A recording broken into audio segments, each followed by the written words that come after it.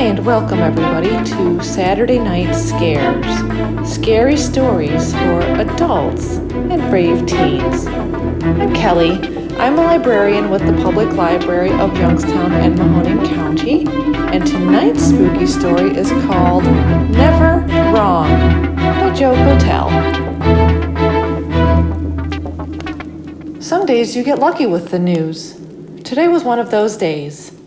Having already made my coffee and toast, I sat down at the dining room table with the morning newspaper and rolled the dice. Informational articles, while useful, tend not to excite me. I suppose there aren't any strictly entertainment articles in a newspaper, since every article contains some piece of information I probably didn't know before. When the two kinds of articles are combined by a skilled writer, the result thrills me, providing me with ideas to occupy my mind the rest of the day. This morning, it didn't take long for the newspaper to pay off. The front page of the newspaper spotlighted an article about one of my favorite local performers. Reading this article would be a real treat, and the rest of my day looked promising. The performer's name was Johnny Wright. He was born in my hometown, the child of high school sweethearts that I went to school with. I didn't know his parents very well during school, but got to know them better when they moved in the house next door. His parents passed away tragically in a car accident a few years back, and Johnny continued living as my next-door neighbor. When Johnny began to attract attention as a performer, I began to closely follow his exploits. It's not just that I knew him and his family, but the nature of his performances enchanted me. Like getting lost in a gripping newspaper article, witnessing his performances spellbound me. Johnny was something of a magician, you see, and that wasn't his most distinctive trait.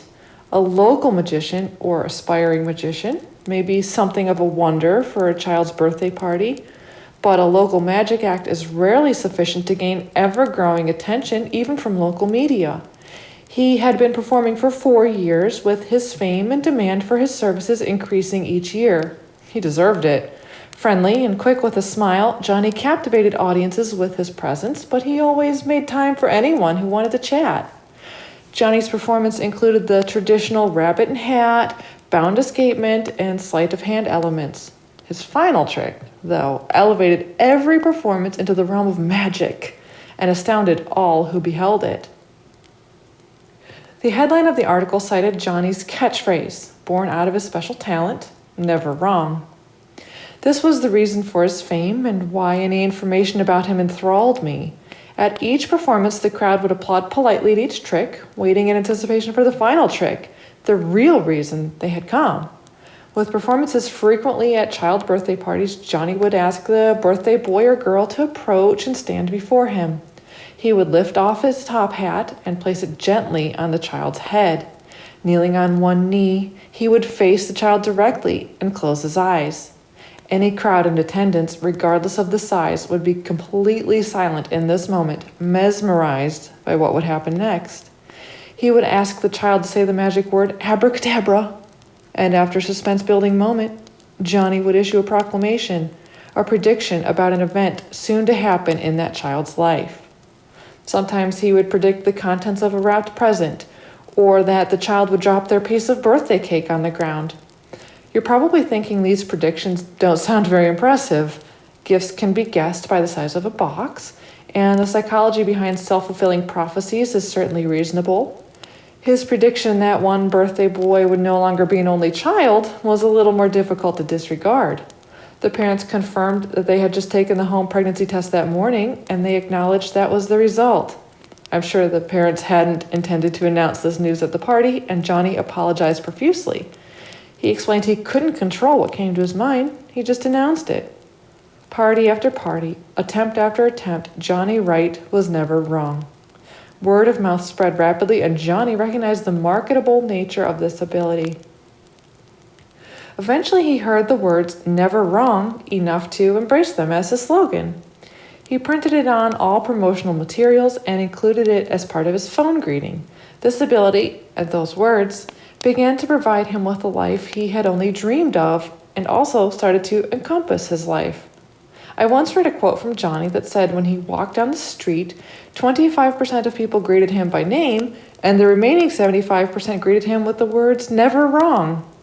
He would say he never knew where this ability came from, but he certainly appreciated having it.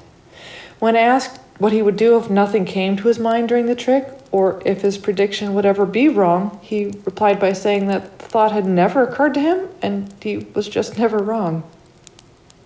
All of the previous information had been well documented in news articles I'd read, and surprisingly was only lightly mentioned in today's article.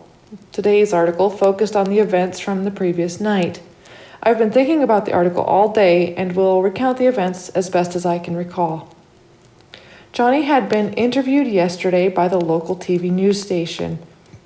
Of course, I watched the interview, and the content was mostly a brief overview of his life and magic act. My attention had begun to drift slightly when I noticed Johnny remove his top hat. Was he doing the trick? Sitting just across from the female newscaster, he reached over the small table between them, placed the hat on her head, closed his eyes, and asked her to say the magic word. He waited a few seconds to build suspense, and suddenly his eyes flashed open. He leapt from the chair and dashed off set, followed closely by TV station employees. The station cut to commercial and returned with the newscaster saying Johnny had taken ill and had to cut the interview short. She said nothing on air about the prediction he would have made as the conclusion of his trick. Station employees, however, spent the rest of the day discussing the last thing Johnny said before rushing out of the building and speeding away in his car, even leaving his top hat behind. He appeared extremely shaken, sweating profusely, and he never made eye contact as he spoke his only words, "I'm going to die today." Had I been asked, I could have contributed to this compelling article. It would have been nice to see my name in the newspaper for once, though with my luck I would likely have been credited as neighbor or local man. So the rest of my story consists of a first-hand account of events that did appear in the article, but including information only available to me. Concerned about his unusual behavior on air, I kept an eye out for him to return home. As day turned into night, I became increasingly anxious. Several hours after the broadcast, his car finally pulled in the driveway next door. I waited several minutes, debating whether I should visit him, and decided it was the neighborly thing to do. We frequently said hello in passing, and he had recently sought my advice on a landscaping matter. Since he knew I had attended many of his performances, in return, he treated me to a personal performance of his most outstanding trick. The personal revelation, while not life-changing, was quite helpful. I had been searching for my car keys for days. When I arrived at his front door, however, I surprisingly found it slightly open. I knocked, announced myself, and quickly charged into the house when I heard crashing sounds in response. There, Johnny was wrestling with another man, and the struggle progressed through the room like a tornado. Turning his head, Johnny noticed me and called out, "Help! Burglar!" Something flew from their hands as they struggled and came to rest at my feet. Bending down, I seized the object, a gun, and raised it at the pair. A few seconds ticked by, but it felt much longer. The pair stopped moving and stood in place with arms locked a few feet apart. Aiming the weapon at the burglar, I fired. He remained upright for a second, held up by Johnny's arms, and then crumpled to the floor in a heap.